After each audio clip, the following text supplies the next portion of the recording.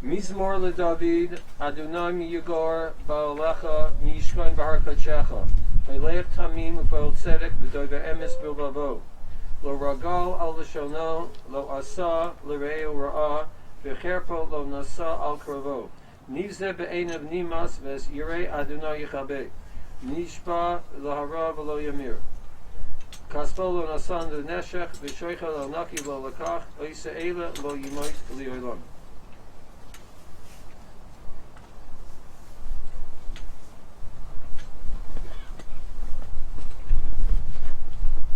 A psalm by David, Hashem, who may sojourn in your tent, who may dwell on your holy mountain, one who walks in perfect innocence and does what is right and speaks the truth from his heart, who has no slander on his tongue and has done his fellow no evil, nor cast disgrace upon his close one, in whose eyes a contemptible person is repulsive, but who honors those who fear Hashem, who can swear to his detriment without retracting, who lends not his money on interest, nor takes a bribe against the innocent. The doer of these shall not falter forever.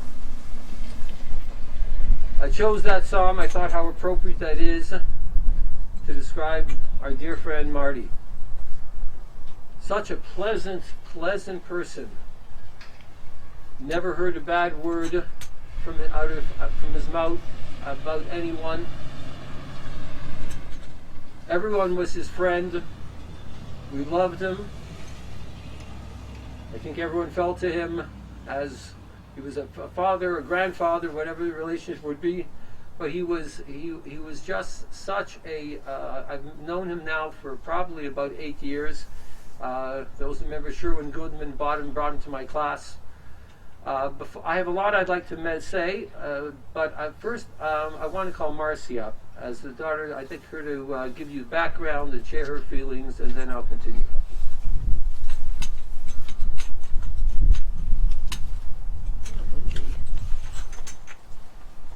Do I need to keep my mask on?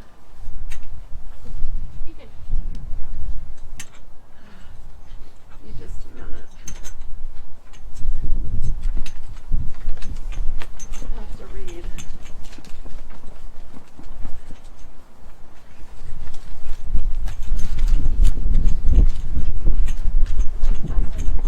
Yes, please.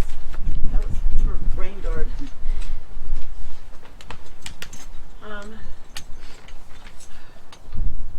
Our dad, Marty Neiditz, began his life in Cleveland, Ohio on June 28, 1926, and life ended on December 21st, 2020 in Cleveland, Ohio. His life was full with family, friends, and travels. He was in the Army at the end of World War II in Korea, and then his travels were often work-related. San Francisco and Hawaii for a honeymoon with my mom, Errol May Meisel Neiditz. The headline of their marriage announcement in the Cleveland Plain Dealer read, Martin Neiditz's fly to Hawaii and to Japan. They were married on June 20th, 1954. 3 years in Japan and then back to Cleveland, where they purchased their first and only lifelong home. And then I was born in 1957, and my brother Rick, 1959. His work travels took him to the Philippines, Guam, Sweden, and more. The entire family lived in Key West, Florida several times in 1958 and 1961, and in Honolulu, Hawaii from 1970 to 1975, where my brother and I had really great memories of our travels there. Once us kids were all grown up, Dad fulfilled his lifelong dream of making Aliyah to Israel. He retired from his job in Cleveland, found a job in his field of expertise in Haifa, Israel, and off he went with Mom on another adventure. They lived in Israel from 85 to 95, and every year returned for a few months to go visit all their great friends and family. Throughout his journey, he kept the house he bought the year before I was born, and returning from Israel, Mom and Dad moved back to the house. 63 years of memories are hidden in the house.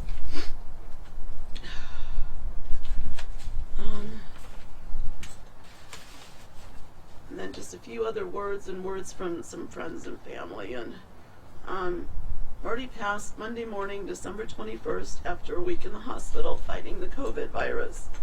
He was 94 years young. Earlier this year, he said he felt so good he could see 100. He worked out 5 days a week at the Mandel JCC of Cleveland, and until 4 weeks ago when the pandemic made it unsafe. He did a Zoom video with his men's group online every Monday. He did his own cooking, cleaning, shopping, and last month he passed his driving test. Actually, it was October. I just found the driver's license. He will be missed by friends and family all over the world, but especially me and my brother Rick. And then some of his family sent me quotes and thought I'd like to read it to sort of honor him. And first one's from Rick. My father was always there for me.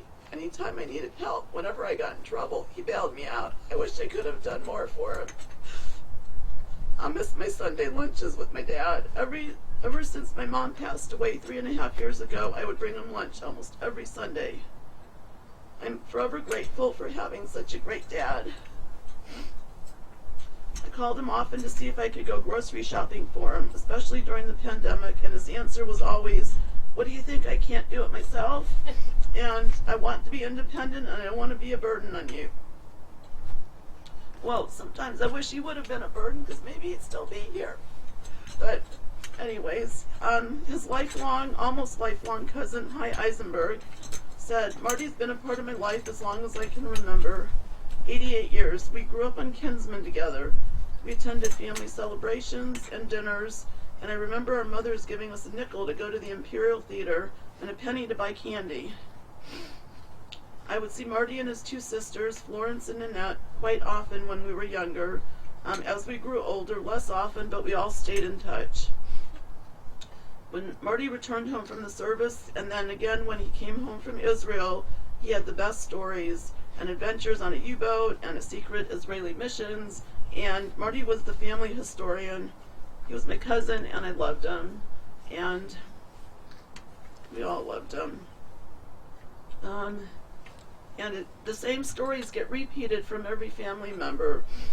His nephew, Larry Robbins, I remember he loved talking about family history and the things he learned about the family in Israel. And he researched the town that our ancestors all lived, our family, the generations, hundreds of years ago in Eastern Europe. And Larry and my dad had a special bond because Larry was a scientist and Dad was an engineer, and they kind of liked, talking about their research, and he was really impressed on how when he visited a few years ago, how my dad, he was already probably 90 years old and was able to live independently, and he was keeping his mind and body so active. So we're all grateful that he's been able to do that up until the end, which is awesome.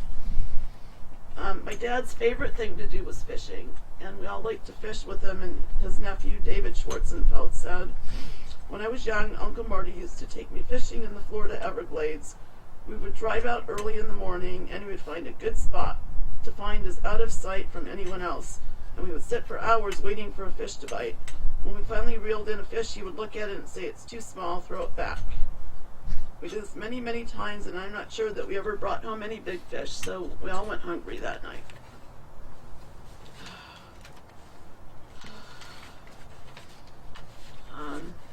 His niece, Lauren Schwarzenfeld, has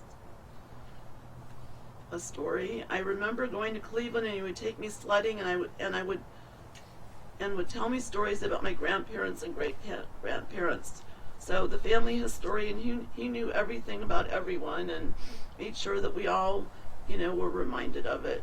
I also remember the time I visited him in Israel, and he sent the military to come find me when I left the country to go on a day trip to Egypt with my boyfriend of the time. And my dad cared deeply about his family, and he, got worried. He has cousins in Israel, Ronnie and Bobby, and this sort of sums him up. He was a special man, talented in so many ways, yet his most distinct quality was being a mensch.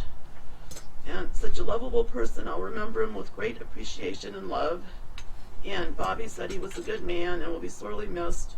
My mom used to say about my dad when asked why she married him that he was a good man, and it was the highest compliment. And My dad was also a good man. Dad was a quiet man. He didn't open up much, but was passionate about the things he did. I found on my computer a document titled Last Wishes, Martin Neiditz, and I'm just going to read a little excerpt of it because it kind of sums him up a little bit. In spite of my often cold demeanor, I want Errol to know that I loved and cherished her dearly and appreciated her loyalty over the years to go where I went. We had some good years. You can't say that you didn't have an adventurous life. The best years were in Israel. I regret that I wasn't as good a father to my kids when they were young as I should have been. My work took me away for extended periods. We sometimes learn too late. Be well to my friends and relatives. Have a good corned beef sandwich on me at Jack's Deli. And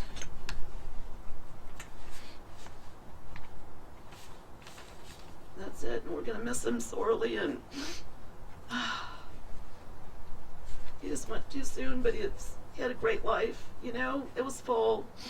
And, you know, I'm so appreciative that he's, you know, was able to share his life with me and with his friends and his family. So thank you all.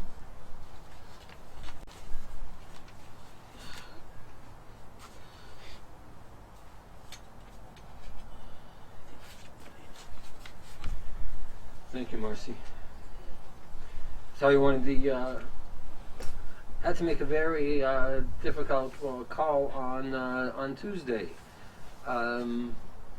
So Marty was brought to. We have a class on Tuesday at lunchtime that's been going on for close to 30 years. But Marty joined it about probably around 8 years ago or so, and he was an unbelievable asset to the class. It was a Talmud class, and for a man of 90 years old, his mind was as sharp as a 20-year-old. The questions that he had and the insights that he had were just remarkable. So due to COVID, the class became a remote class. We started doing it on the phone, and it was switched to 1 o'clock. So we've been doing it every Tuesday at 1 o'clock. And a couple months ago, Marty didn't come on one time, so I called him up and he said, "Oh, I forgot." So from then on, I would call him every Monday about 12:45 to remind him to call in. And he did. And 9 days ago, a week ago Tuesday, he didn't join us, and I didn't know why. But someone misses one class, okay. And then I got the message from Marcy on Monday. So in my notebook, I had written down, call Marty, and this is 2 days ago. In my book it said, call Marty, to remind him about the class. Unfortunately, I couldn't do that. So when the rest of the guys came on the phone at 1 o'clock on Tuesday, and I had to tell them the news, these are fellows who just knew him, once a week from class. You can't imagine the feelings that they expressed. It was remarkable. They were so upset. It was an old man who's brought such life to the class. Everybody loved him, and they would sit and they would schmooze before I came, and everyone enjoyed his presence there immensely. The pain of these fellows on the phone was just spoke volumes. How everyone felt about Marty. He was such an asset to the class also. Besides he would share history with us. As Marcy mentioned, he was so proud of the years he spent in Israel, and therefore he knew whenever Hebrew words would come up, I would turn to Marty. Marty, okay, what does this mean? And most of the time, he definitely remembered a lot of his words. Sherwin also brought him to Beechwood Kehillah, and I know that they adopted him as the Zaidi of the shul. And he was loved there also by everyone. I heard from from the members. He would come regularly, and the care that was given by the Barshains and by everyone was just. He was part of the family, part of the shul. And Alan mentioned to me he was just. Everyone enjoyed his presence, and he's going to be very sorely missed.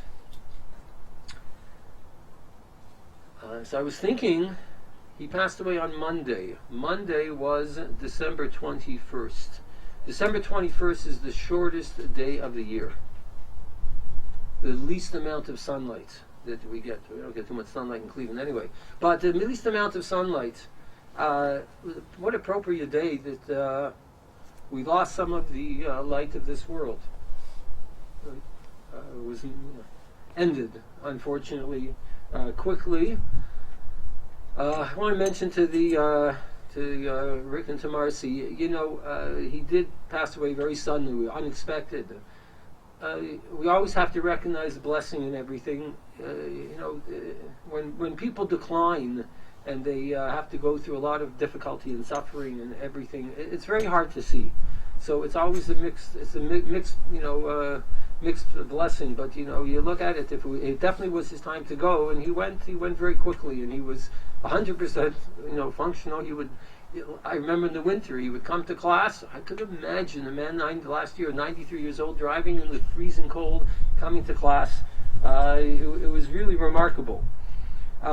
Also, Marty was a history buff, so I'm going to share some history with him and with you. Today's a very sad day on the Jewish calendar. Today is the 9th of the month of Tevet. It is the Yortzeit of Ezra HaSofer. Ezra was the leading rabbi at the time of the founding of the Second Temple, 2,300 years ago. And today is his Yortzeit. And it's considered a dark day for the Jewish people because it says he was one of the greatest in our history. And our rabbis say a praise of him, that if God would not have given the Torah through Moshe, he would have given it through Ezra. That was the greatness of Ezra. And that is today. Today is his Yortzeit. And as many of you know, tomorrow is the 10th of Tevet, which we have a fast day commemorating the beginning of the end. Over 2,400 years ago, the Babylonians surrounded Jerusalem, and it took them 2.5 years till they destroyed the temple. So this is, it's not a coincidence. When somebody passes away, so not only are we, as a small group here, mourning the loss of such a special person, but guess what? The entire Jewish people, this is a time on the calendar when it's a sad time. There's things that we commemorate. And therefore, it's sort of a communal loss as well. That is the, just to mention an idea that someone who feels he was so proud of being Jewish, and so proud of the years he spent in Israel, and you could see his excitement when he would come and we would study. I know his excitement when he went to shul. And those were the highlights of his week. And I don't want to really keep everybody. It's cold, but Marty will be sorely missed. When I got the message on Monday from Marcy and I called her up, it was very difficult. And, he will be sorely missed, and should be a. We say Medis Yosher should, his memory will be, very special for all of us, and so we should be able to come together for Simchas. We're going to proceed. We're going to lower the casket. We're going to fill in the grave, and then there's still a couple of short things that we're going to say at the end.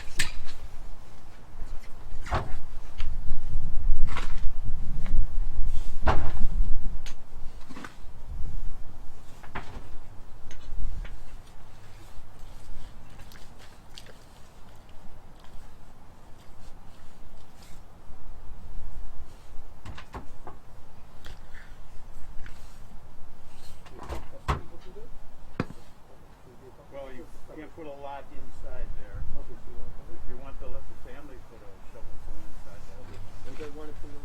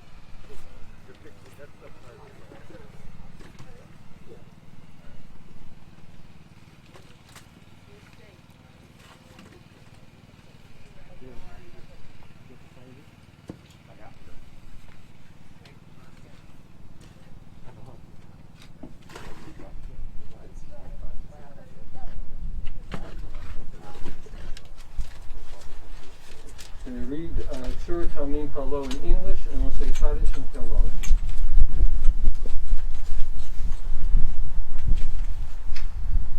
The rock perfect is his work, for all his paths are justice. A God of faith without iniquity, righteous and fair is he. The rock perfect in every work, who can say to him, what have you done? He rules below and above, brings death and resuscitates, brings down to the grave and raises up. The rock perfect in every deed, who can say to him, what do you do? O he who says and does do undeserved kindness with us. In the merit of him, of Isaac, who was bound like a lamb, hearken and act. O righteous one in all his ways, O rock who is perfect, slow to anger and full of mercy, take pity and please spare parents and children. For yours, O Master, are forgiveness and mercy. Righteous are you, Hashem, to bring death and to resuscitate, for in your hand is the safekeeping of all spirits. It would be sacrilegious for you to erase our memory. May your eyes mercifully take cognizance of us, for yours, O Master, are mercy and forgiveness. A man, whether he be a year old or whether he lives 1,000 years, what does it profit him? As if he has never been, shall he be. Blessed is the true judge who brings death and resuscitates. Blessed is he, for his judgment is true. He scans everything with his eyes, and he recompenses man according to his account and his justice, and his just sentence. All must give his name acknowledgement. We know, Hashem, that your judgment is righteous. You are righteous when you speak and pure when you judge. And there is no complaining about the attribute of your judgment. Righteous are you, Hashem, and your judgments are fair. O true judge, judge of righteousness and truth. Blessed is the true judge, for all of his judgments are righteous and true. The soul of all living is in your hand. Righteousness fills your right hand and your power. Have mercy on the remnant of the sheep of your hand, and say to the angel of death, hold back your hand. Great in counsel and abundant indeed. Your eyes are open upon all the ways of the children of man, to give man according to his ways and according to the fruit of his deeds. To declare that Hashem is just, my rock, in whom there is no wrong. Hashem gave and Hashem took. Blessed be the name of Hashem. He, the merciful one, is forgiving iniquity and does not destroy, frequently withdrawing his anger and not arousing his entire rage.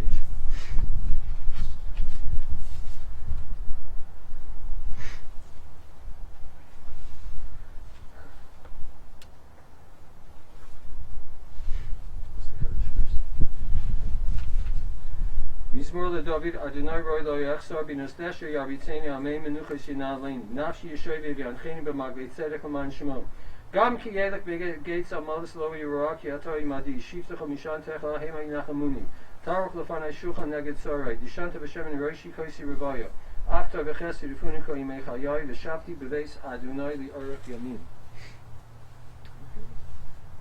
Yiskadal v'yiskada shmei rabba v'yalmadu asi l'yiskadetol l'chayim esaya u'lasaka yason l'chayei alma u'mivnei karta Yerushalayim u'shachlel heichalei b'gava u'me'akar pulchana nuchra me'ara u'asava pulchana dishmaya li'asrei v'yamlich kut shabarichu v'malchusei v'karei V'chayei chornu v'yemei chornu v'chayei v'chol beis Yisrael b'agolo v'zman karev imru amen Yehei shmei rabba mevaherach Yolam olam me'ol maya Yisbarach v'yishtabach v'yisparar v'yisreman v'yisnasei V'yisadar v'yisalem v'yisalal Shmei d'kudesh abrichu Leila min kol birchasa v'shirasa tushbechasa v'nechamasa damiran v'yalma v'imru amen. Yehi shlom rabba min shemaya v'chaim aleinu v'achol Yisrael v'imru amen. Oiseh shalom b'mayma v'yaseh Hashem aleinu v'achol Yisrael v'imru amen.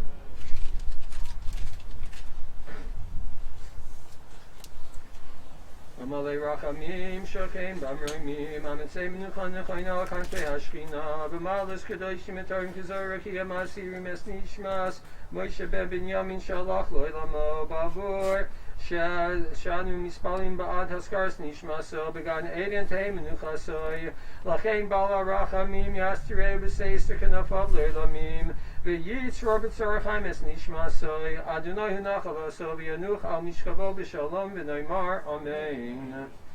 We ask everyone to form 2 rows so that Marcy and Rick can pass through and we can say hamakum.